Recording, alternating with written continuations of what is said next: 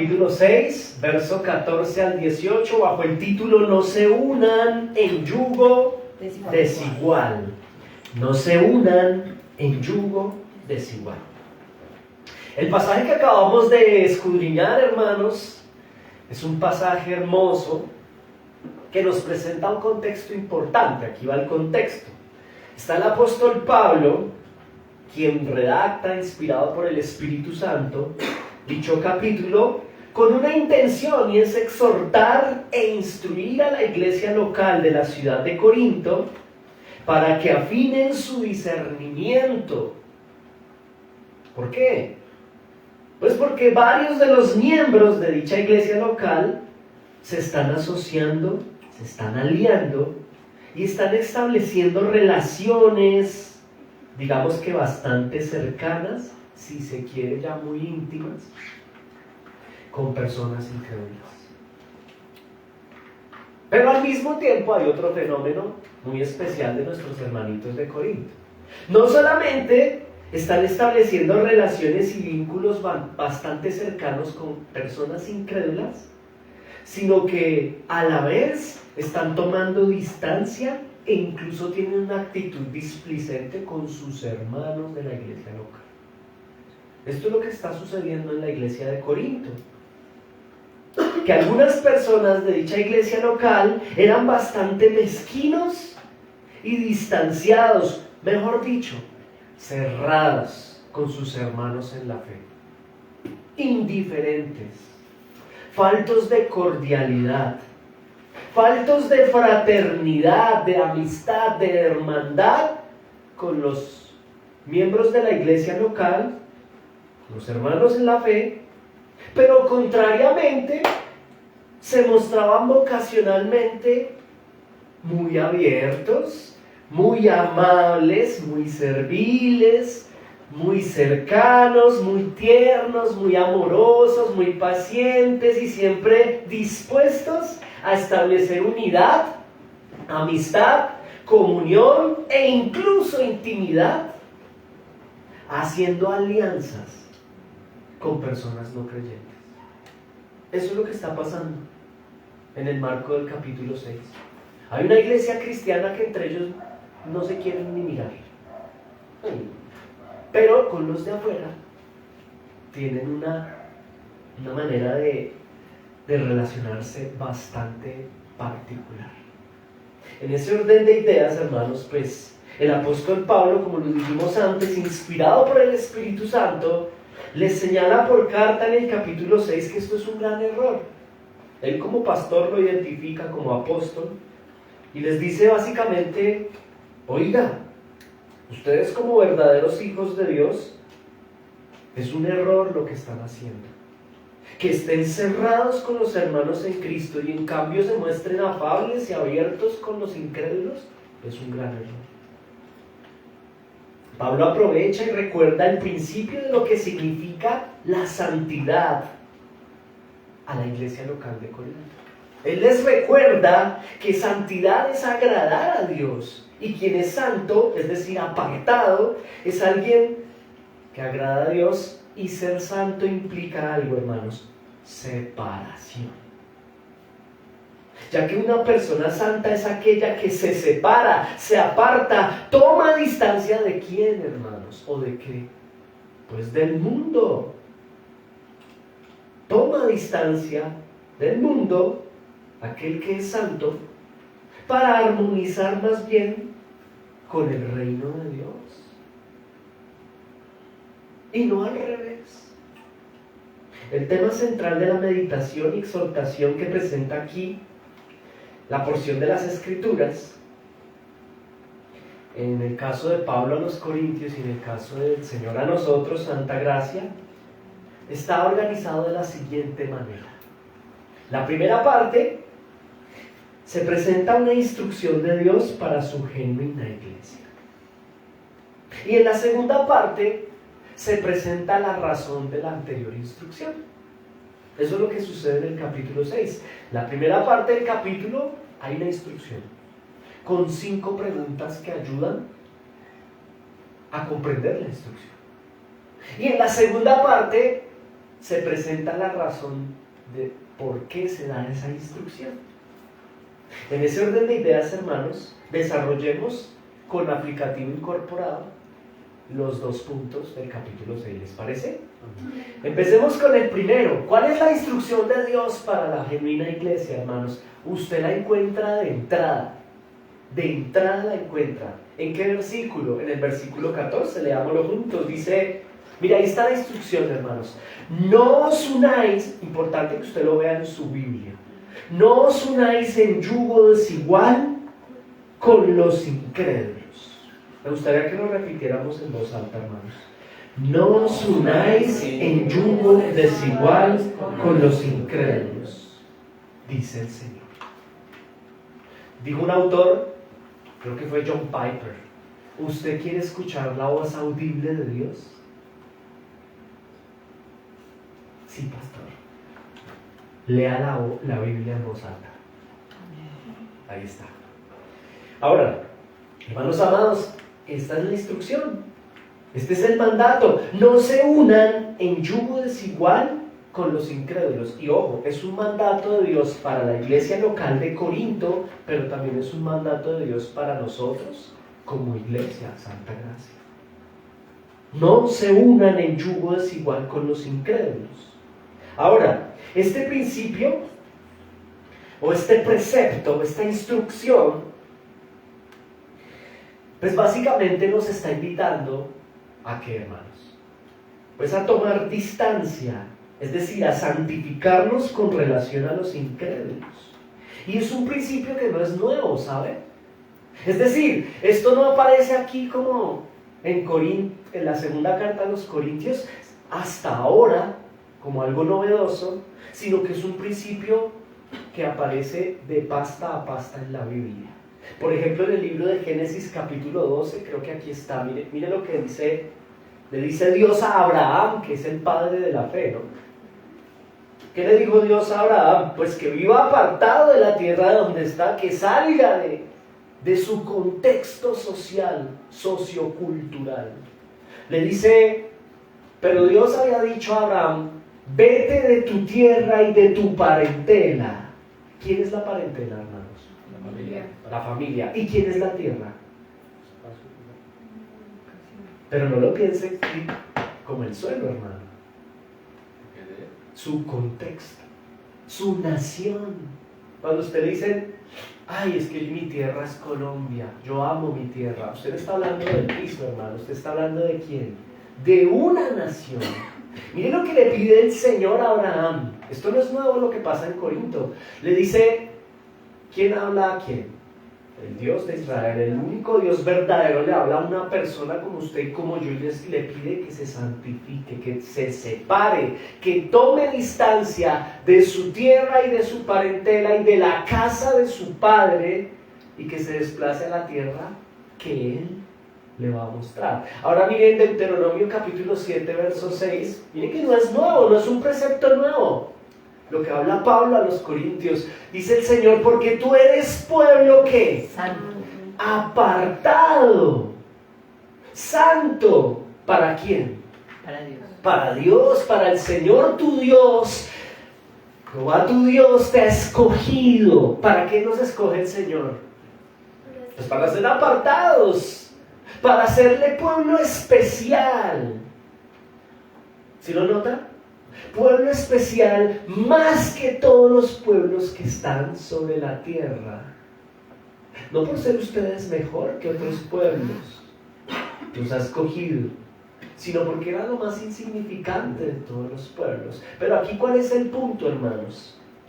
Note la instrucción, tanto en el pasaje que estamos estudiando como en Génesis y el mismo Deuteronomio. Efectivamente, el Señor invita a su pueblo para que sepa tomar distancia de ¿qué, hermano? Pues de ciertos contextos, para que luego de ello, luego de tomar distancia sobre ciertos contextos, pongamos en evidencia quiénes somos como pueblo, su pueblo especial. Ahora, note lo siguiente, hermanos. Efectivamente invita a su pueblo para que tome distancia, No solo de contextos, sino de personas, hermanos. Incluso que tomemos distancia de prácticas que no hacen parte de la voluntad de Dios para nosotros, su pueblo. Pero hay algo importante aquí, es que más allá de tomar distancia de un hábito, hermanos, más allá de tomar distancia de unas personas, más allá de tomar distancia de una conducta o un estilo de vida, tal vez de un lugar en el cual se practica pecado, el precepto aquí gira en torno a algo muy importante. La santidad no es irme, dejar mi tierra y mi parentela solamente. Tomar distancia, santificarme, empieza dentro de mi corazón. Una persona que no se santifica primero en su corazón, puede que se aparte un tiempo de los incrédulos. Pero como no se ha santificado en su alma, más tarde que temprano volverá. Por ende, la santificación, el precepto gira en torno no de afuera hacia adentro, sino de adentro hacia afuera. Ahora, recordemos y esforcémonos un poco, hermanos. ¿Qué es santificarme? ¿Qué es santificarse? Esto hay que trabajarlo porque el precepto es: no se unan en yugo desigual. ¿Y eso qué significa? Separar, santificar. ¿Qué es santificarse? Pues apartarse para Dios. Pero como parece que no es suficiente dejarlo ahí, ¿cómo así? No es suficiente dejarlo en el concepto santidad es apartarse para Dios. Parece que no es suficiente porque esto ya había hablado en la primera carta a los Corintios y no entendieron. Entonces, como no es suficiente, en el capítulo 6 de la segunda carta es más explícito aún. ¿Qué es santificarse? Pues apartarse para Dios. Entonces la contrapregunta: ¿y qué es apartarme para Dios? ¿Qué es apartarse para el Señor? Pues apartarse para el Señor, ya lo dijimos, es tomar distancia en mi corazón, en mis emociones, en mi interior. Y este es el gran error de los hermanos de Corinto. Ellos fueron al discipulado con el pastor Pablo, 1 año y 6 meses en Confesión Bautista de Fe de Londres. Doctrina de la santificación. Santificar es apartarme. ¿Y sabe qué hicieron? Se apartaron. Pero se apartaron no en su corazón. Se apartaron por un tiempo de ciertos contextos, de ciertas personas, pero como en su corazón no se habían santificado, terminaron regresando. Es decir, nunca se santificaron. Tal vez de manera exterior, aparentemente lo hacían, pero en su corazón nunca dejaron de anhelar, de amar, de desear dichas expresiones que no agradan al Señor. Ahora, santificarnos, apartarnos para Dios es tomar distancia desde el corazón mismo, separar primero mi corazón antes que la acción de separarme del mundo y sus tendencias. Si se toma distancia en la acción, pero no desde el corazón, se regresará al lugar que Dios nos pidió abandonar. Mire, cuando usted observa Génesis 12:21, el éxito de la santificación de Abraham, ¿cuál fue? Por eso Dios le cambió el nombre. Porque Abraham no solo dejó su tierra y su parentela, su familia, sus amigos, las personas con las que practicaba idolatría. ¿Cuándo le cambia el nombre el Señor? Cuando circuncidó su corazón. Cuando Abraham de su alma murieron para mí. Ese antiguo hombre, esa antigua vida, ese estilo anterior murió dentro de mí. Por eso santificarse es fácil ya después, en el sentido de dejarlo todo. Hay personas que dejan su tierra, dejan su parentela, pero en su corazón no se han santificado. Por dicha razón, se hace necesaria la segunda carta a los Corintios, capítulo 6. Santificarse es no hacer alianzas. Escucha esto, hermano. Aquí está el meollo del asunto. Santificarse es no hacer alianzas o asociaciones con incrédulos. Y esto primero se ejecuta en mi interior, luego se exterioriza. Voy a repetir esto. Santificarse es no hacer alianzas o asociaciones con los incrédulos. Y esto primero se ejecuta en mi alma, en mi corazón, en mi interior, y luego se exterioriza. Ojo, las escrituras, hermanos, aquí venía mi angustia, ¿no? Pero yo descanso en Cristo. Las escrituras no están invitando a encerrarse en un contorno netamente cristiano. No está diciendo eso. Santificarse no es encerrarse solamente en un contorno con solo cristianos. Santificarse tampoco es una invitación a mantener cero relaciones con personas incrédulas. Eso no es santificarse. El precepto no nos está diciendo que no tengamos relación con nadie que no sea creyente. Lo que nos está invitando el precepto es a santificarnos, es decir, claramente al detalle, no unirnos en yugo desigual con los incrédulos, y esto es muy diferente, ¿saben? Hermanos, en Juan capítulo 17 el Señor Jesús ora al Padre por los suyos. Dice, no oro por el mundo, no oro por el mundo, oro por los que tú me has dado, por mi iglesia, por los míos. Y el Señor ora por algo en particular, hermanos. Dice el Señor Jesús al Padre, aunque estos están en el mundo, no son del mundo. Entonces, en el contexto usted entiende, hermano, que santificarse no significa salir del mundo, coger un cohete, no, a montar una iglesia en la luna, o en un desierto, en la Tatacoa, no. Estamos en el mundo, de acuerdo, estamos en el mundo. Santificarse, ¿qué significa? Que estando con personas que no son creyentes, nosotros en nuestro corazón no nos unimos con ellos. Yo no sé si usted lo está entendiendo, hermano. No unirse en yugo desigual con ellos. A pesar de que estamos con ellos, no nos unimos con ellos. Y aquí entro al tema central, hermanos, porque es que una cosa es compartir, ser y estar en este mundo con la gente incrédula de manera cotidiana. Eso es normal, eso hay que hacerlo porque somos y estamos acá, no somos, estamos aquí. Escúchenme por favor, hermano, porque esto no lo entendían los corintios y a veces creo que nosotros tampoco. Una cosa es estar con los incrédulos y darles nuestro amor benevolente. A eso nos invita la Biblia. Pero otra cosa es estar con los incrédulos y darles nuestro amor complaciente. ¿El Señor ama a todo el mundo? Sí. Él amó al mundo y ama al mundo.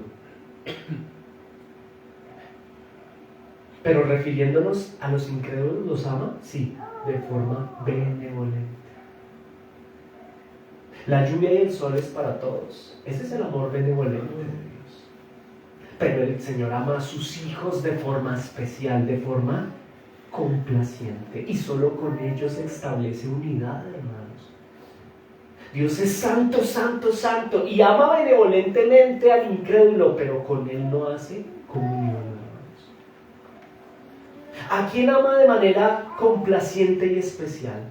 A los suyos. Juan 17, oro por los, no por el mundo, Padre, oro por los tuyos, los que me diste, de manera especial, para que sean uno como tú y yo somos uno. ¿Cuál es la oración de Cristo al Padre? Que la iglesia de Corinto se amen entre ellos y sean unidos entre ellos. ¿Y qué está sucediendo? Así como dice el meme, ¿no? Expectativa, realidad. ¿Cuál es la realidad? Que la iglesia de Corinto se aborrecen entre ellos y en vez de entregarle un amor complaciente a su hermano en Cristo, mi mejor amigo es mi hermano en Cristo, resulta que no te tolero y mi mejor amigo está en un contexto ajeno. Entonces ahí viene el precepto. El apóstol Pablo yo creo que se agarra la cabeza y dice, no os unáis en yugo desigual con los incrédulos.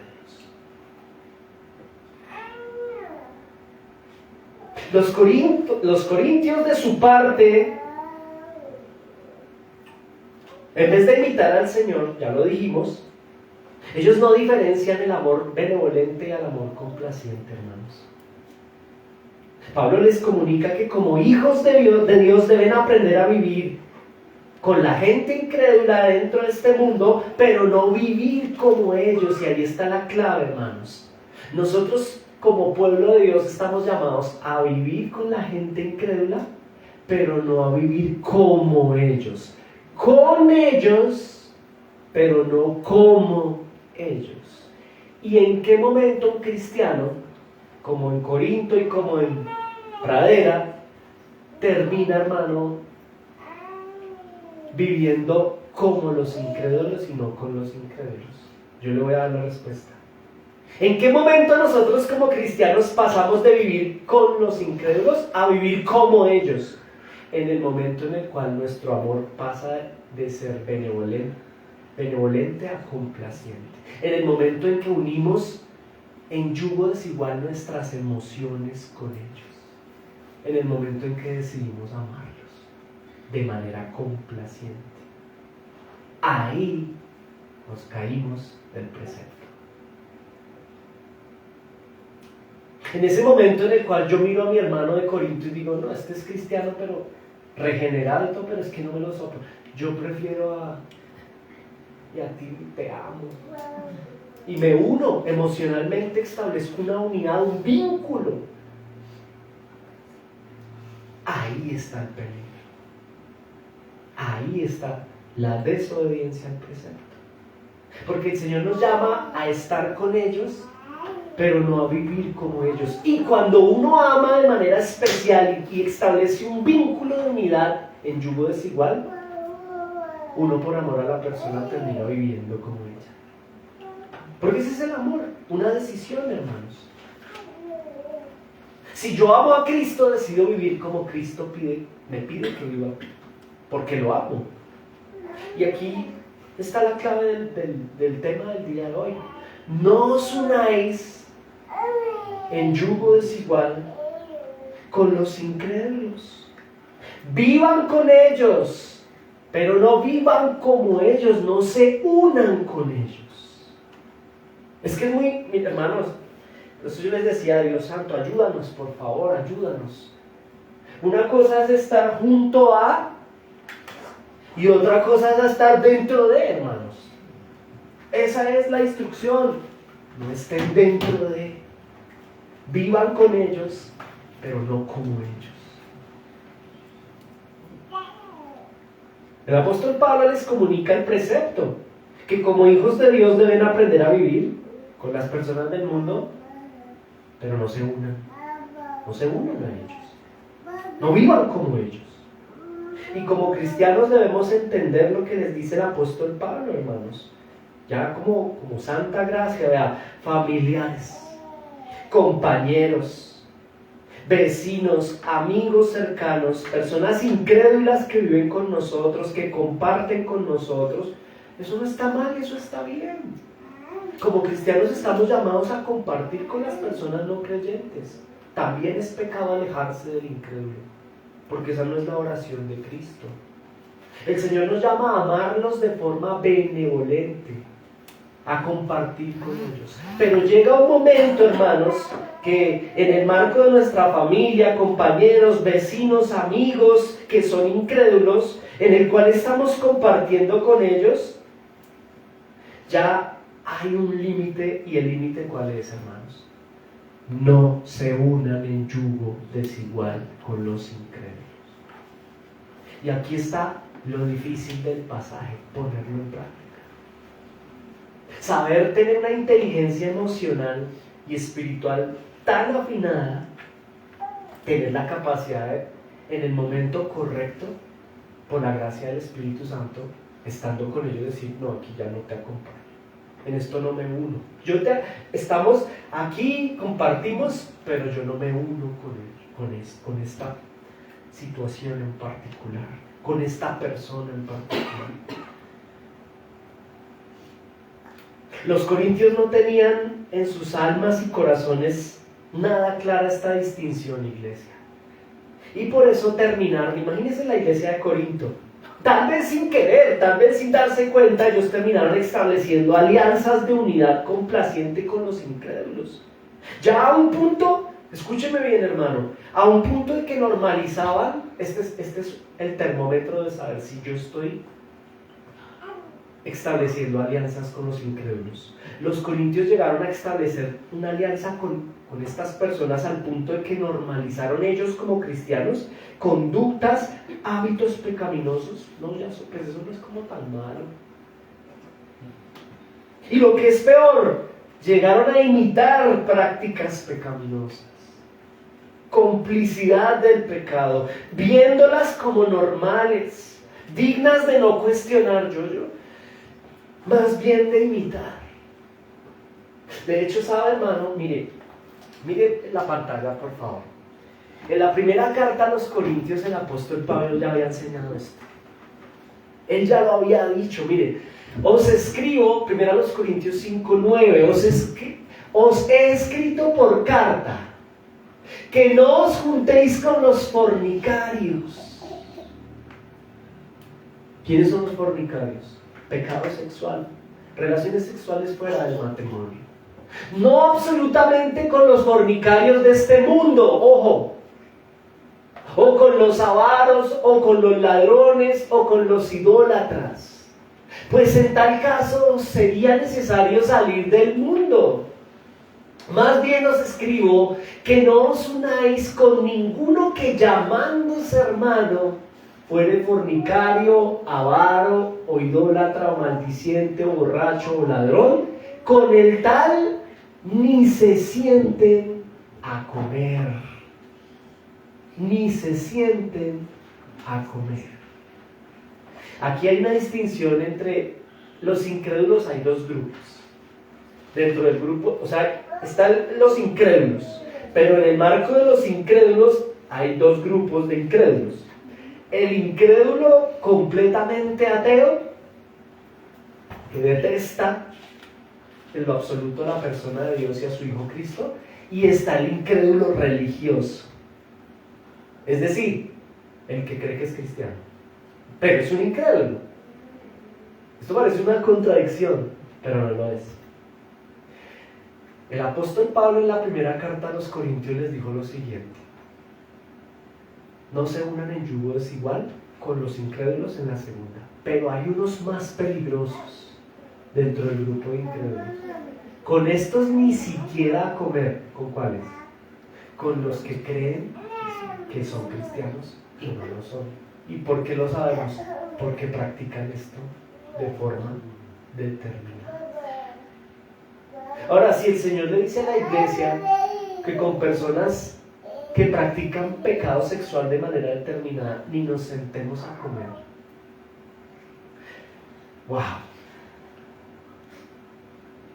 Ahí está el precepto concomitante a 2 Corintios 6, versículo 14: no os unáis en yugo desigual con los incrédulos. Mire, el yugo es una pieza de madera sólida. Eso es un yugo, un pedazo de madera sólido que cargan en la espalda los bueyes al arar. Eso es un yugo. Cuando se ara la tierra, ellos cargan en su espalda el yugo. Pero ¿cuándo se hace desigual dicho yugo? Cuando de manera complaciente, escuche esto, al uno de los dos bueyes le da por ser más sabio que Dios, y entonces no quiere arar con el otro buey, sino que invita al burro. Por eso la foto, ¿no? Ay, no, usted buey, el buey es el pan, el hermano en la fe, pero no quiero arar con él, venga un burro. Ahí está el yugo desigual. ¿Por qué? Ojo con lo siguiente: el buey y el burro tienen naturaleza diferente. El buey, voy a repetirlo, el buey y el burro tienen una naturaleza distinta. Entienda la analogía, ¿no? Incrédulo, creyente. Burro, buey. El buey y el burro tienen una naturaleza distinta. ¿Por qué no nos debemos unir en yugo desigual con ellos, hermanos? Es fácil.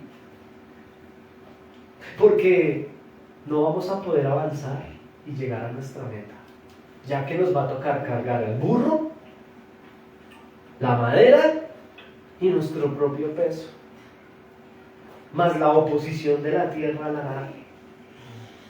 Y ahí viene el estancamiento, hermanos. Mire, en la vida cristiana o hago caso al Señor o hago mi voluntad.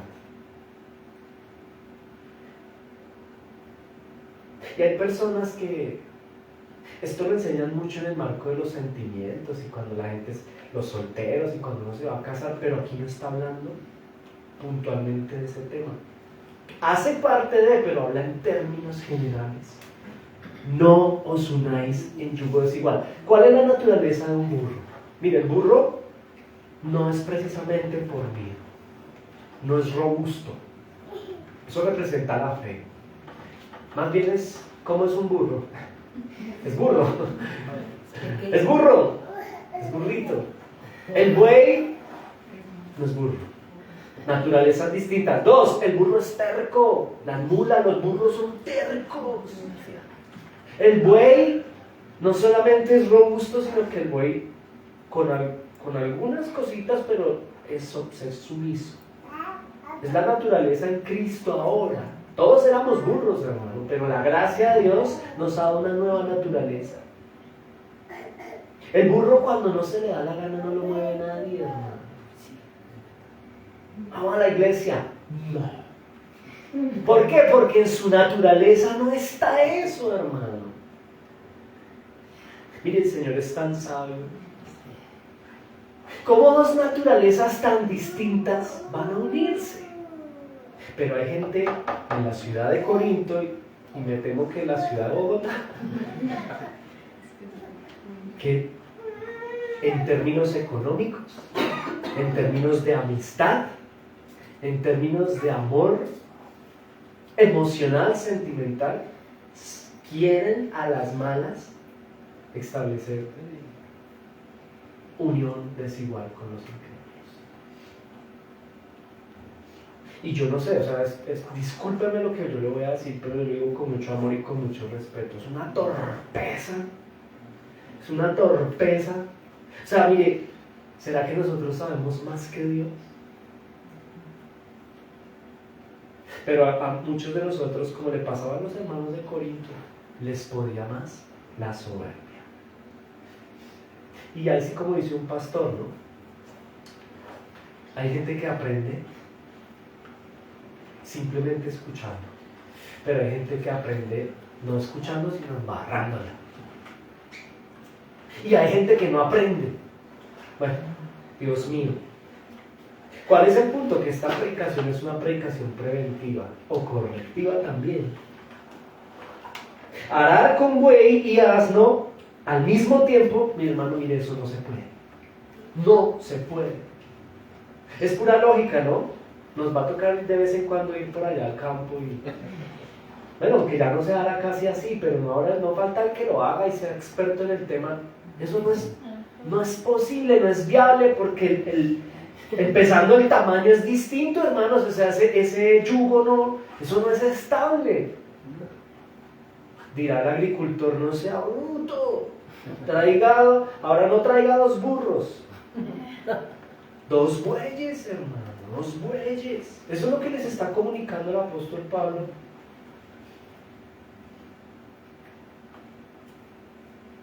Me robaron, pastor.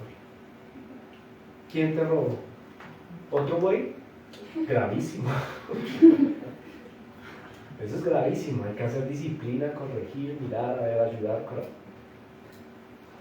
Pero cuando hacemos negocios con los incrédulos, ¿qué podemos esperar, hermanos? No hagáis, no se unan en yugo desigual con los incrédulos. Me rompió el corazón, pastor. A mí también los que Papito, a usted se le dijo no os unáis en yugo desigual con lo... Pero es que él era tan cristiano. No era cristiano. Y usted se sentaba a la mesa a comer con él. Me engañó. No, no te engañó, en realidad no te engañó. Cosas que no deben pasar en el culto. Listo.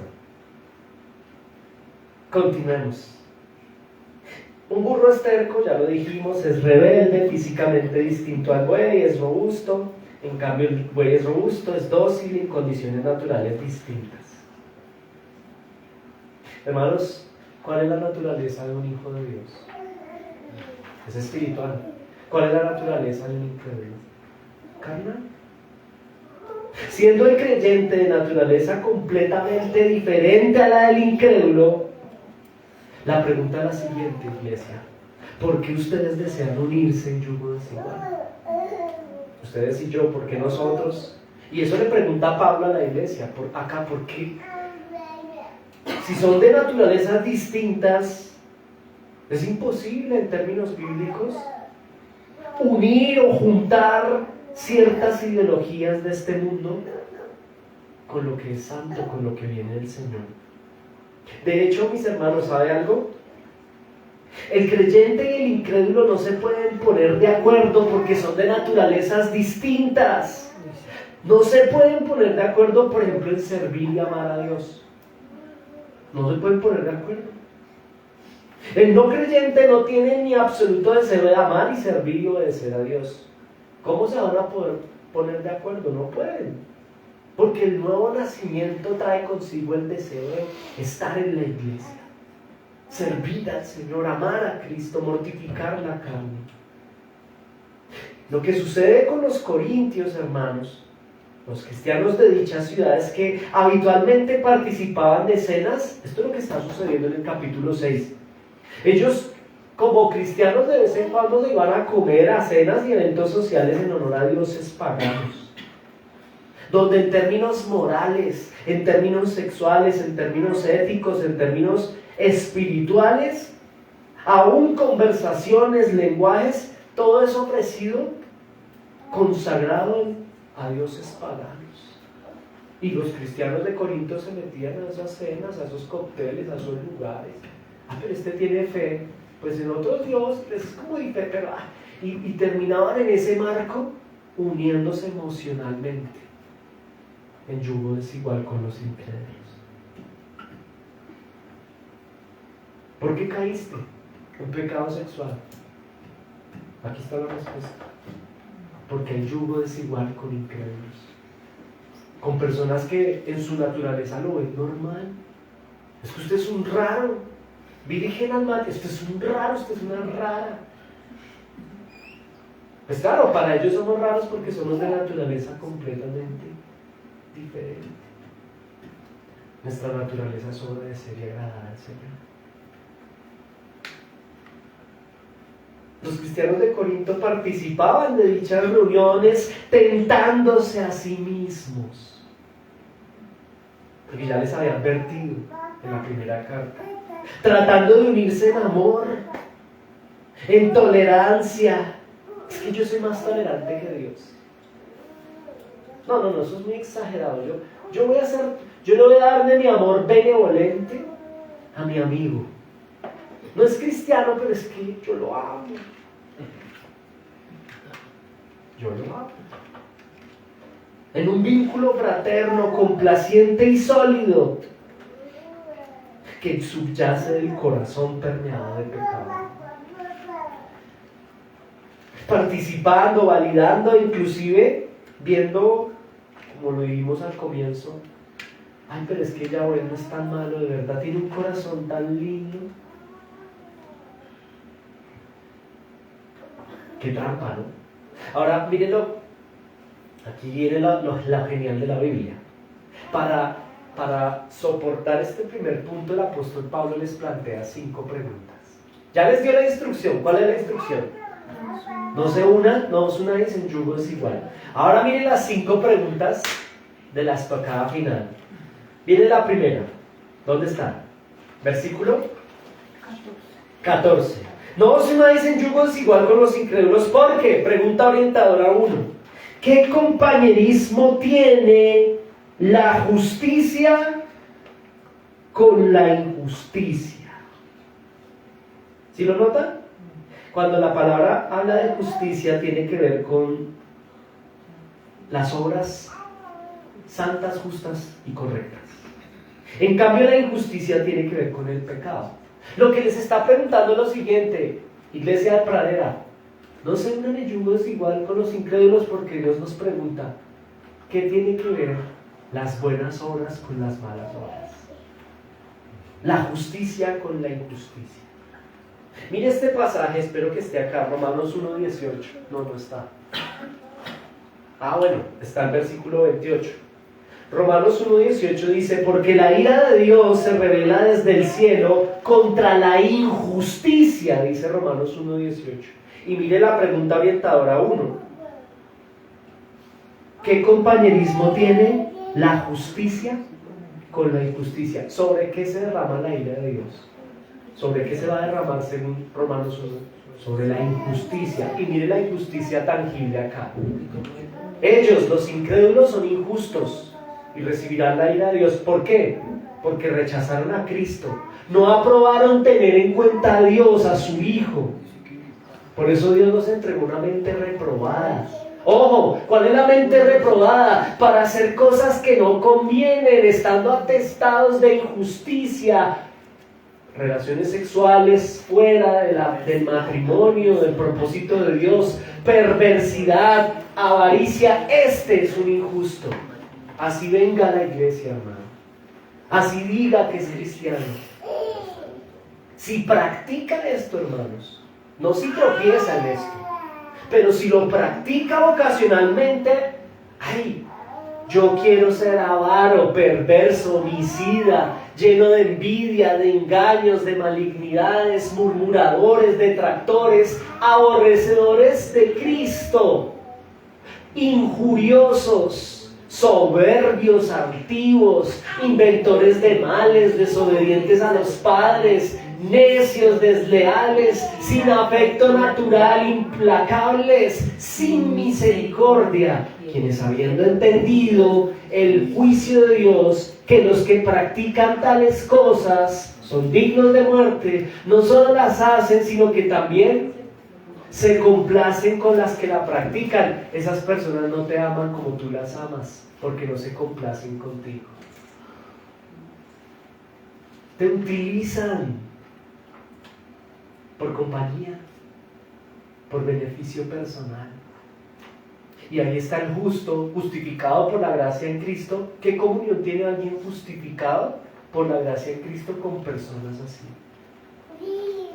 Es la pregunta que plantea la Biblia. No hay absoluta comunión. Luego hay una segunda pregunta. ¿Y qué comunión la luz con las tinieblas, hermanos? ¿Sí lo notan? Esta palabra comunión apela a la hermandad. Yo se la traduzco: ¿qué hermandad, qué amistad puede haber? ¿Qué amor y qué unidad complaciente y sólida puede tener la luz con las tinieblas? Miren, ni siquiera científicamente es posible. Donde hay tinieblas no hay luz, porque las tinieblas son ausencia de luz. Estoy hablando de un tema que no manejo, pero es pura física. ¿Y qué es la luz? Donde hay luz no puede haber tinieblas. Principio científico básico, principio teológico básico, pero hay cristianos que quieren ir en contra de la ley teológica y de la ley científica. ¿Qué comunión puede haber entre este contexto que aborrece a Dios y su manera de manifestar el aborrecimiento a Dios es este tipo de prácticas, porque las practica? En ese sentido nosotros no podemos vivir como ellos. Los corintios no supieron discernir la diferencia entre estar con ellos y vivir como ellos. Y terminaron rechazando a sus hermanos en la fe, entregándose emocionalmente a amistades y amores complacientes con personas que odian al Señor y terminaron apagados.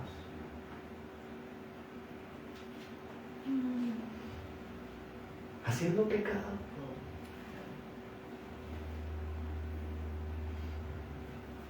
A veces nos permitimos, hermanos, o mejor, a veces por no permitirnos encontrar en Cristo la posibilidad, escucha esto, hermano, en el Señor, como cristianos, como hijos de Dios, por no permitirnos encontrar en Cristo la posibilidad de llenar vacíos de soledad que uno puede tener como hijo o hija de Dios, se termina otorgando el llenar ese vacío que debe llenar Cristo a una persona inconversa. Claro, me siento solo, me siento sola.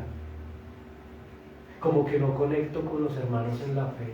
En cambio allá, Él me da tanto, me da tanta compañía, ella me habla tan bonito. Y termino entregándole, ¡ojo!, llenando un vacío que debe llenar Jesucristo mismo. Permito que lo llene, ni siquiera un hermano en la fe, que también sería pecado, que lo llene un inconverso.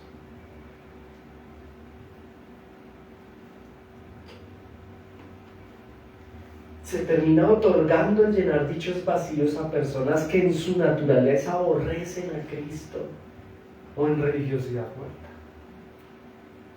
Hermanos, Dios es luz y en Él no hay tinieblas. No hay unidad entre la luz y las tinieblas. Por eso va la tercera pregunta orientadora del apóstol. Él les dice, ¿y qué concordia Cristo con Satanás? Ya aquí ya es más puntual, ¿no? Jesús dijo a los impíos religiosos, con los que no hay que sentarse a comer. Los religiosos se creen hijos de Dios y no lo son. Él les dijo, ustedes son hijos de su padre el diablo, porque en las obras que están en pantalla de su padre el diablo a ustedes les encanta estar. Saben que está mal, pero no les importa. Y dicen que son hijos de Dios, pero son hijos de su padre el diablo. ¿Quién es Satanás? Belial.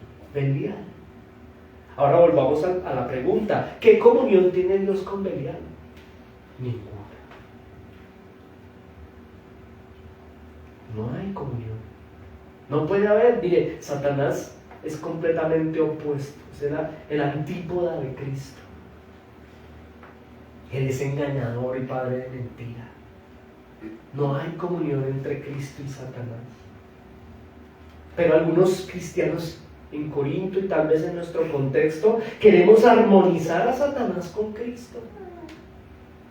Porque es que no hay que ser tan disonante, no hay que ser tan religioso. Es que ese cristianismo tan radical, eso es mejor ser chévere para el mundo. Eso hay que llegarle a la gente con su idioma y su lenguaje. Mire el idioma y el lenguaje del mundo. Y ahí es donde termina el cristiano, teniendo hijos fuera del matrimonio, con inconversos, estableciendo alianzas, haciendo pecado, cayendo en homosexualismo, en lesbianismo, seducidos por su carne.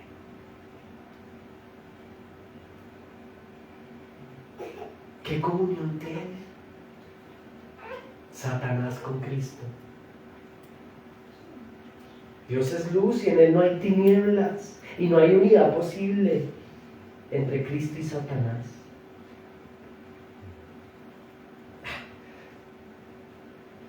Uno quisiera tener más tiempo en este púlpito, pero si usted estudia a profundidad esto, varios cristianos de Corinto terminaron en bacanales y orgías sexuales.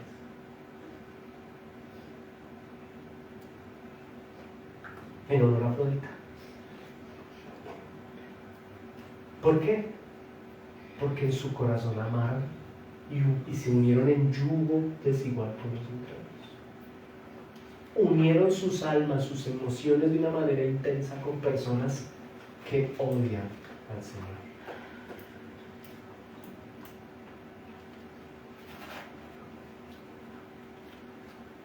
Y el que sigue, la pregunta que sigue es todavía más fuerte, hermano. Mírela. ¿Qué parte ¿O qué parte el creyente con el incrédulo? ¿No? ¿Sí lo nota? ¿En qué versículo estoy? 15. Verso 15. Gracias. ¿Y qué concordia Cristo con Belial, coma? ¿O qué parte el creyente con el incrédulo? Ninguna, hermanos. Ninguna. Hermanos, piensen en lo siguiente. Todo esto es pedagógico, amoroso, tierno y que el Señor nos hable. Así como le pasaba a Corinto, que no se soportaban a sus hermanos en la fe en Cristo y tenían más bien una unidad y una comunión con incrédulos, le puede llegar a pasar a quienes somos casados, ¿saben? No me soporto a mi esposo, pero en cambio hay un amigo del trabajo, ese sí me escucha, ese sí me comprende, me conecto tanto. Detrás de ello, hermanos, y ahí hay soberbia, ¿sabe? ¿Qué es la soberbia? Cuando Dios habla su palabra, no os unáis en yugo desigual con los, pero yo me uno en yugo desigual con los incrédulos. Eso se llama soberbia, desobediencia. Y dice la Biblia que detrás de la caída viene la altivez y la soberbia. Menospreciando a mi cónyuge. Cuando ha sido él o ella la persona que ha estado firme conmigo desde un pacto santo con el Señor. Pero ese es nuestro pecado, hermanos. Y así como le pasó a los hermanos de Corinto, debemos cuidarnos para que no nos pase. ¿Qué parte tiene el creyente con el incrédulo? El creyente y el incrédulo, al ser en su naturaleza diferentes, se oponen, hermanos. Pero a veces queremos obligar a estar en comunión al incrédulo con el creyente. Eso es antibíblico. Eso se llama cristiandad. Hagamos alianzas con incrédulos, políticas, económicas, emocionales. Eso no es tan malo, es que Mauricio es muy aleluya. Santa gracia a los reformados, qué fastidio. Hermano, es que no se trata ni de Mauricio, ni de Santa Gracia, ni de la Reforma, se trata de la Biblia. Yo te amo, yo te quiero y te amo de manera benevolente, pero como tú no vivo. El último momento, la última pregunta del primer punto, hermanos. ¿Y qué acuerdo hay entre el templo de Dios y los ídolos? Pues esto, ¿por qué? Porque los hermanos salen de culto para irse al culto de los ídolos, por Dios. Ninguno, hermanos, no hay un acuerdo, no hay... Hermano, miren aquí un momento. ¿Qué acuerdo puedes tener tú emocionalmente si eres soltero? ¿Cómo? ¿Qué acuerdo puedes tener tú en naturaleza de buey, en naturaleza regenerada en Cristo por la gracia, con alguien incrédulo? ¿A qué acuerdo vas a llegar? ¿A qué acuerdo? Yo te voy a decir a qué acuerdo. A lo que a él o a ella le parece. Y a él no le parece ir el domingo a la iglesia, usted no me va. Así son, hermano. Mire, yo se lo digo por experiencia. A veces no sé si esto no es personal contra nadie, Dios mío. Es como un padre hablando. En realidad el padre nos habla, hermanos. El texto habla solo, iglesia. ¿A qué acuerdos podemos llegar? En lo absoluto a ninguno. Y tristemente el que termina cediendo es el creyente. El burro quiere tirar para acá y el creyente en su naturaleza es sumiso, no es terco ni soberbio, termina haciéndole caso al burro. O si el burro no se quiere mover, pues el buey se acuesta y no avanza. Y la gran comisión y todo lo que el Señor tiene para ti, pues que el burro no avanza. Pues claro, no me pueden poner de acuerdo, hermano. ¿Qué acuerdo hay? No hay ningún acuerdo. Pero es que hemos comprado. Ay, hermanos. hemos hecho dinero, hemos hecho riquezas. Pues eso es lo que en la naturaleza al burro le interesa, ¿no?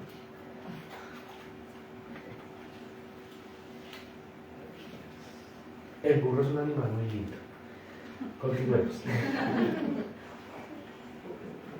¿Sabe por qué el cristianismo cae mal? Porque el cristianismo bíblico no es inclusivo. Y estamos viviendo tiempos de inclusión, está de moda la palabra inclusión. Nosotros, mire, el cristianismo no es inclusivo. El inclusivo que quisiera decir lo siguiente. El que es inclusivo quisiera decir como hay varios caminos al Padre. Pero la Biblia no es inclusiva. Hay un solo camino al Padre. Ay, pero tienes que darle oportunidad porque es que la inclusión... No hay inclusión, hermano. El único camino al Padre es Jesús. Cristo Jesús. No hay más. Por eso caemos mal.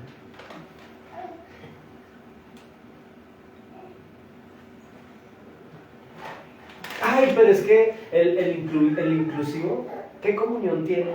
En realidad, ¿qué acuerdo hay entre el templo de Dios y los ídolos? El inclusivo quisiera decir, todos caben en el cielo, pero la Biblia dice, pocos entran al reino de Dios. Eso no es inclusivo. Por eso caemos mal. Uy, qué arte esta gente. Pero hermanos, es la sabiduría de Dios, es la realidad. ¿Y qué comunión tiene el templo de Dios con los ídolos?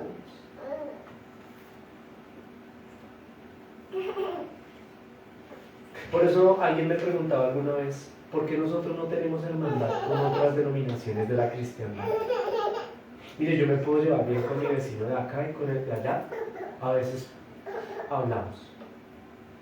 Son hasta lindos, una vez me trajeron donas. No, bien, o sea.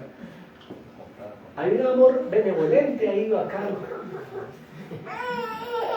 Pero ¿qué comunión tienen los ídolos con el templo de Dios?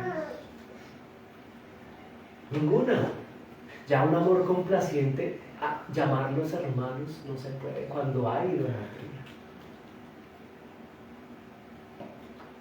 Ahora, quiero concluir, hermanos, mire, la segunda parte nos dice lo siguiente de esta predicación. La razón de dicha instrucción. ¿Cuál fue la instrucción? No os unáis. ¿Cuál es la razón de la instrucción? ¿Por qué no nos podemos unir, Señor? ¿Por qué?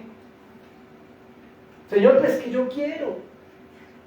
Después de esas 5 preguntas no le fue suficiente, entonces le va a presentar una razón adicional. Vean la razón. Está en el versículo 16b. Leámoslo, hermanos. Por favor. Dice el 16b. Después de que pregunta, ¿y qué acuerdo hay entre el templo de Dios y los ídolos? Luego les dice, mire la razón. Porque vosotros, ya en voz alta, por favor, porque vosotros sois el templo del Dios viviente, como Dios dijo, habitaré y andaré entre ellos y seré su Dios y ellos me serán por pueblo. ¿Por qué razón no nos debemos unir en yugo desigual? Porque usted y yo somos el templo de Dios. Y Dios es santo, santo, santo, y no convive y no comulga con el pecado. La razón de este mandato es que somos templo viviente. Tremendo, ¿no? Dios siempre quiso habitar entre su pueblo. En Éxodo 25 o en Ezequiel 27 Dios habitaba en primera instancia en tiendas, en Sucot. En segunda instancia en un templo literal. Pero en tercera instancia en el templo que es Cristo mismo. Ahora, ¿Cristo mora en quién? En aquel que en su naturaleza ha sido regenerado y transformado. Esa es la razón por la cual nosotros no debemos unirnos en yugo desigual con los incrédulos, porque Cristo mora dentro de nosotros y Él no comulga con el pecado. Ustedes son el templo de Dios. En Juan capítulo 1 verso 4 Dice la Escritura que el Logos se hizo carne y tabernaculizó entre nosotros, y contemplamos su gloria como el unigénito del Padre, lleno de gracia y de verdad. Tabernaculizó en nosotros, es decir, habita en nosotros. Hermano, ¿usted por qué mete a Cristo en ese contexto? Mire, yo se la pongo así de sencillo. No os unáis en yugo desigual con los incrédulos. Cuando yo decido unirme en yugo desigual con un incrédulo, estoy uniendo a Cristo con un incrédulo. Emocionalmente, sexualmente, económicamente. Y eso es imposible, hermanos. Si Cristo mora verdaderamente en ti y en mí, ¿cómo vamos a unirnos en yugo desigual con los incrédulos? El pueblo de Dios, al estar separado, apartado y santificado, establece consigo una línea de diferencia en donde nosotros como iglesia decimos: hasta aquí llego yo, hasta aquí llego yo.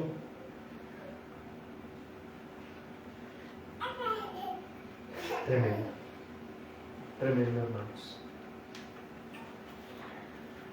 ¿Saben algo, iglesia? Hay un gran problema cuando, al establecer unidad y comunión, cuando hay amor complaciente con los incrédulos, terminamos sustituyendo dicho referente de influencia, que es Cristo.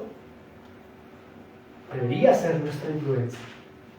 Pero cuando decidimos establecer un vínculo de amor con incrédulos, estamos quitando a Cristo de nuestro marco de influencia.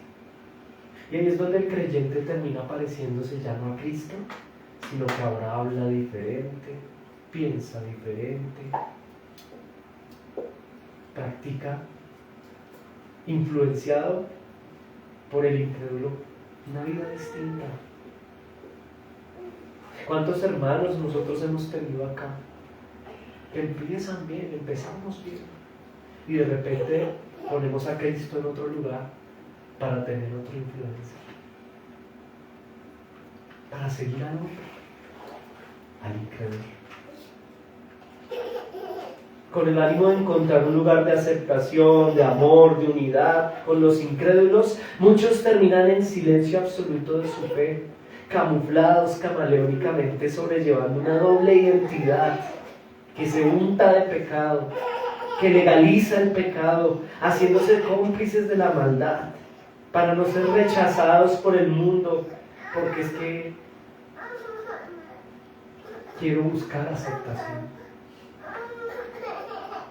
Hermanos,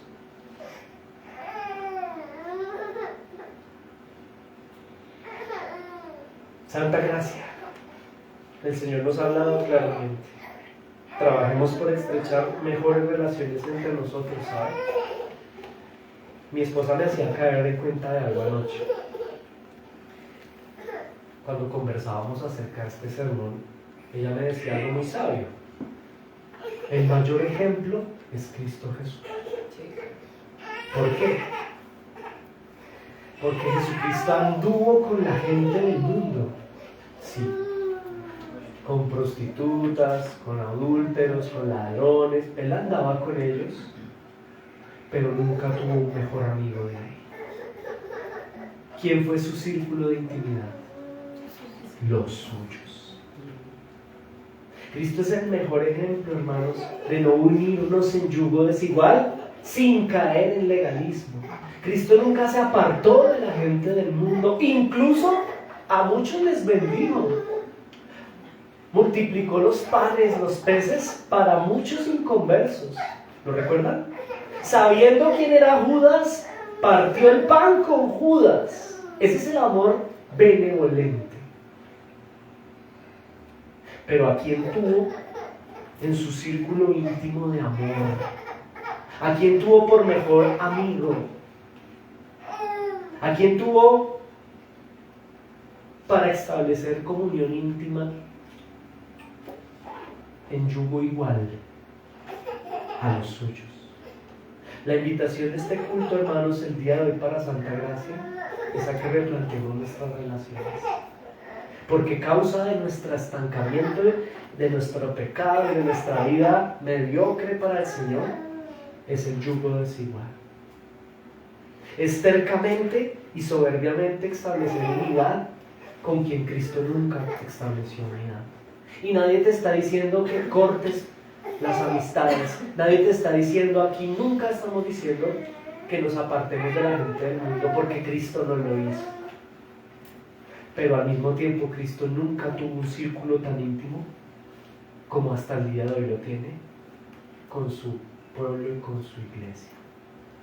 Miren, Señor, acabamos de tomar la cena, hermanos, y Él orando, como lo leíamos en el pasaje, antes de ir a morir a la cruz, oró por sus discípulos y dijo: hagan esto en memoria de mí, piensen en mí, en puerta cerrada y en intimidad, tomen la cena y estemos unidos. ¿Quiénes? Nosotros, los de naturaleza, por gracia de Cristo, espiritual. Por eso restringimos la cena, ¿sabes? Por proteger a la persona, porque algunos han muerto por tomar de manera indigna la cena. Y porque cuando nosotros desde pastoral observamos que las personas no se arrepienten, la cena es un privilegio. Ser parte del círculo íntimo del Señor es un privilegio. Y si hay una determinación y una vocación de hacer lo que yo quiero, te respetamos. Pero Cristo es santo. Y en esta iglesia y desde este púlpito no vamos a ser cómplices. A mí si es que yo quiero vivir así, pero vamos a tomar la cena, no, esto no va a pasar nada. Mire, discúlpeme el término que voy a poner, pero lo voy a usar de manera santa. Es como el esposo o la esposa que es adúltero, acaba de adulterar y llega a la casa y quiere intimar como si no hubiese pasado nada con su cónyuge. ¡Qué pena! A mí me respetas. Y el Señor merece el respeto. ¿Qué comunión tiene la luz con las tinieblas? Ninguna. Por eso esta tierna invitación de las Escrituras es a que nos santifiquemos, iglesia. No es posible que tú y yo tengamos en nuestros afectos y en nuestro círculo de intimidad, fuera de la iglesia y dentro de nuestro corazón, a personas que aborrecen al Señor. Y yo me pregunto honestamente, ¿y cómo haces? ¿Cómo haces? ¿Cómo hiciste? Hay dos opciones: o no eres verdadero cristiano, y por eso te fluye tan fácil, porque eres de igual naturaleza al inconverso, o necesitas arrepentirte. Necesitamos arrepentimiento, hermanos, y no por nosotros, por nuestro amor por Cristo. El adulterio espiritual es real, hermanos, y muchos creyentes en Corinto lo estaban practicando. Y la invitación es a que no os unáis en yugo desigual con los incrédulos. Solteros, guarden sus corazones, porque del corazón mana la vida. Casados, sus cónyuges son sus mejores amigos. Porque ustedes se casaron en Cristo, hermanos. Y para casarse en esta iglesia, por lo menos, debe haber una garantía, en lo posible en términos humanos, de que son regenerados. Ahora, como dice el teólogo Juan Calvino, ¿no?, la iglesia visible y la iglesia invisible, ¿no? Al final solo Dios ve. A la iglesia la podemos engañar, ¿no? Yo le puedo mostrar a mi cónyuge que soy creyente, pero solo Dios sabe si soy creyente. Yo le puedo mostrar al pastor, o el pastor les puede mostrar muy creyente, pero puede ser tremendo lobo. La iglesia visible y la iglesia invisible.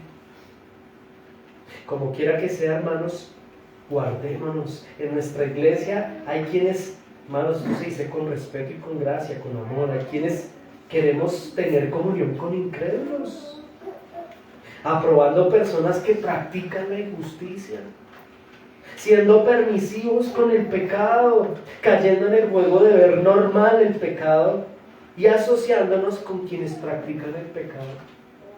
Y eso no está bien, es lo que le dice Pablo a los Corintios. Es un gran error. Que el Señor nos dé sabiduría, iglesia, el Señor te dote de sabiduría y de discernimiento. Hazte un ayuno, hermano. Yo escuchaba a alguien por ahí decir en esta iglesia: yo hago todo menos ayunar, eso sí no lo voy a hacer. Entonces no eres bíblico, hermano, porque el ayuno es bíblico y Jesús ayunaba. ¿Y por qué no quieres ayunar? Es la pregunta. Porque quieres satisfacer tu carne, hermano. Y ¿sabe qué? El ayuno es genial porque el ayuno, iglesia, minimiza nuestra carne y fortalece nuestro discernimiento y sabiduría.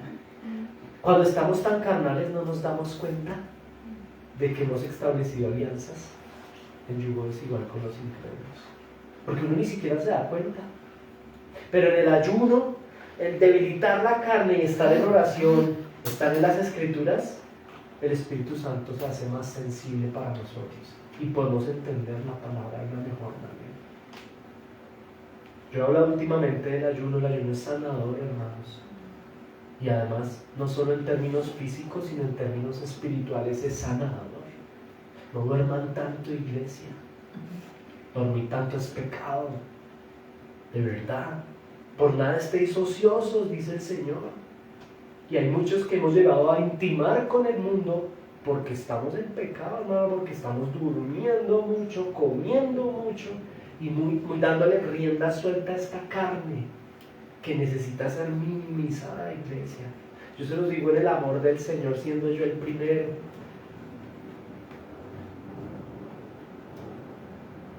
Yo no me voy a extender más, hermanos, pero la pregunta para ustedes es, concluyendo, ¿qué sucede cuando se viola este principio? Alguno dirá: bueno, ¿y qué pasa si no lo cumplo? A ver, ¿qué pasa? Si yo quiero unirme en yugo desigual, estoy enamorada, o quiero hacer el negocio, o simplemente no se me da la gana. Listo. ¿Qué sucede, hermanos? Pues puede suceder dos cosas. La primera, que si es un verdadero cristiano, no va a perder su salvación, pero va a dejar de ser productivo. En todo sentido. Deja de dar fruto. Se estanca, se seca. Languidece, se le caen sus pétalos, ya no tiene los colores, ya no tiene gozo. No da fruto en nada. Se opaca, se entrega la posibilidad ya no de ser influencia, sino se deja influenciar. O sea, ya no es luz ni es sal, no sirve para nada sino para ser pisoteado. No cumple la gran comisión. Termina siendo uno más del montón de esos que nadan con la corriente de Baal. O la segunda cosa, ¿qué sucede si violas este principio? Si lo violas de manera vocacional, habiéndolo escuchado, muéstrame tus obras y te diré cuál es tu fe. Y si yo después de escuchar el precepto hago en mis obras lo que a mí me parece, no eres un verdadero hombre o mujer de fe. Tu fe es muerta. Y lo dice la Biblia, no lo dice Mauricio. ¿Crees? Los demonios también creen. Muéstrame tus obras y yo te diré cuál es tu fe. La obediencia es la obra de la verdadera fe en Cristo Jesús. El Señor nos ayude, hermanos. Yo sé que algunos vamos a tropezar, estamos creciendo, estamos aprendiendo, pero el verdadero creyente se levanta, corrige, se arrepiente, santifica y sigue a Cristo. El Señor nos ayude. Vámonos de pie, por favor.